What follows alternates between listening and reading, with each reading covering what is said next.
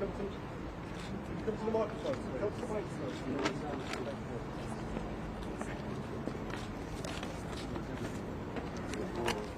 Charlie.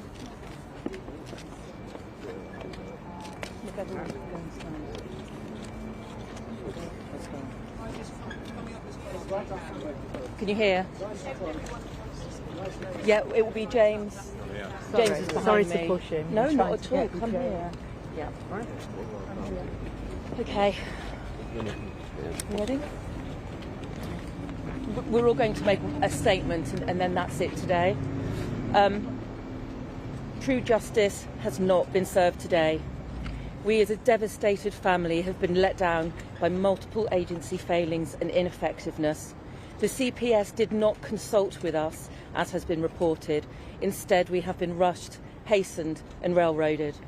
The first meeting we had with them at our behest was Friday the 24th of November, a few short days before the pre-trial plea hearing on the 28th. For the record, they had suggested that we actually meet with them on that very morning, which we clearly thought wasn't enough time. We were presented with a fait accompli. That decision had been made to accept manslaughter charges. We were horrified. At no point during the previous 5.5 months were we given any indication that this could conclude in anything other than murder. We trusted in our system, foolishly as it turns out.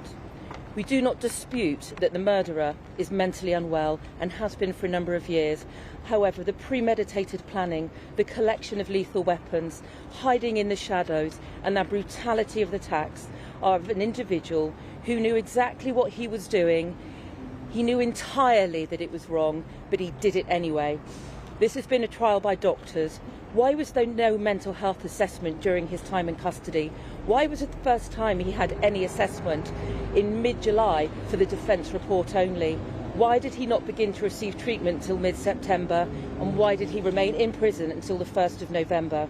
Importantly, why did Dr. Blackwood, instructed by the CPS in August, wait until the 14th of November to interview and assess him? So many questions.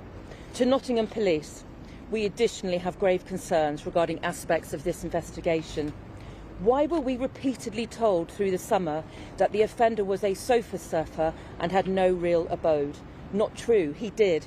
One that was registered in his name in Nottingham and one that he had been in for 6 months prior to his eviction on only the 11th of June last year. Why? It took repeated questioning from us to finally receive an answer late last Friday afternoon to the question of his outstanding warrant issued September 2022 for a vicious attack on a police officer, such a violent assault that he was tasered. To the Assistant Chief Constable, Rob Griffin, who finally released this information publicly yesterday, I say this: you have blood on your hands. If you had just done your jobs properly, there's a very good chance my beautiful boy would be alive today. There is so much more to say and clearly serious questions regarding this case and events leading up to this monster being out in society.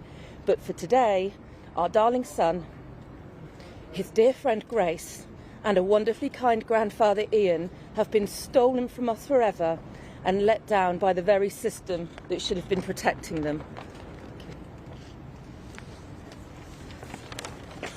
My heart from the very beginning has gone out to the families of Grace and Barnaby. It will continue to go out to them as we all now share an anniversary every June that will never be celebrated. They are the definition of strength and unity. My heart also goes out to Wayne Burkett, Marcin Goronsky and Sharon Miller, victims that have also been affected by this heinous crime. The letter of the law was once considered the most important rule to live and abide by, put upon us to make the country a fairer and safer place. Now they're just a cautionary tale where the calculated, cold, brutal killing spree can be reduced down to something that falls within the same sentencing restrictions and guidelines as that of death by dangerous driving. If this man was not stopped when he was, this could have been one of the most catastrophic of attacks this country had ever seen. This man is a killer. Murder was the only thing he cared about, and he fulfilled this in horrific fashion on Tuesday the 13th of June last year. My family has suffered a great loss. The children who my father had a positive impression on have suffered a great loss. The city of Nottingham has suffered a great loss. The fails from the police, the CPS, the health service have resulted in the murder of my father and these two innocent students. The NHS Mental Health Trusts have to be held accountable for their failures, along with the police. All we can do is hope that in due course some sort of justice will be served. This man has made a mockery of the system and he has got away with murder.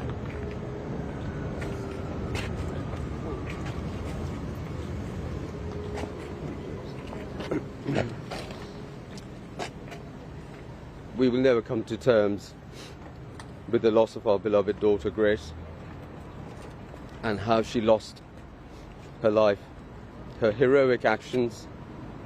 She was a gift to us and she was a gift to the country. We'd like to thank our wonderful family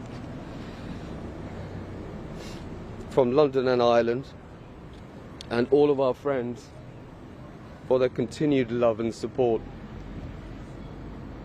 Whilst we have never questioned this man's diagnosis, the lack of toxicology, contemporaneous mental health assessment, as well as missed opportunities to divert his lethal path will forever play on our minds, and this requires further review. We will look for answers regarding missed opportunities to intervene and prevent this horrendous crime. Thank you.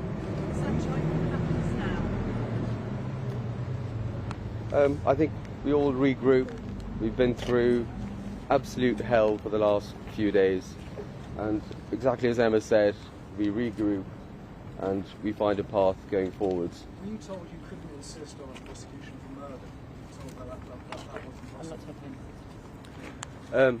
I'd rather not speculate at this time. As I said, we need to regroup, and we're very happy to speak to people once we have, and we've been through a lot. Sure. Once we have our thoughts together, we're very happy to come back and speak to the press. Can I just ask, can you consider a request of some kind of inquiry? We need to make that decision. And as I think Sanjoy has said, and I'm sure you feel the same, we need some time to decompress. But I would like to thank the media for your support, because I know that our voices have been contained until now. But thank you, because you're all here and you're all telling our children's and dad's stories. Thank you. Absolutely. Thank you very much. Thank you very much. Thank you.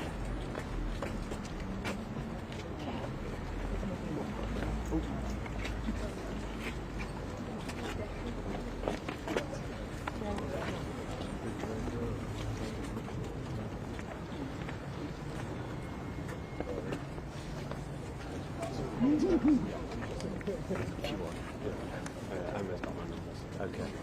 So she was just yesterday. Yeah, she's. Well, right. Yeah. Got it. Drink. Yeah. That's what I'm missing. That's what I.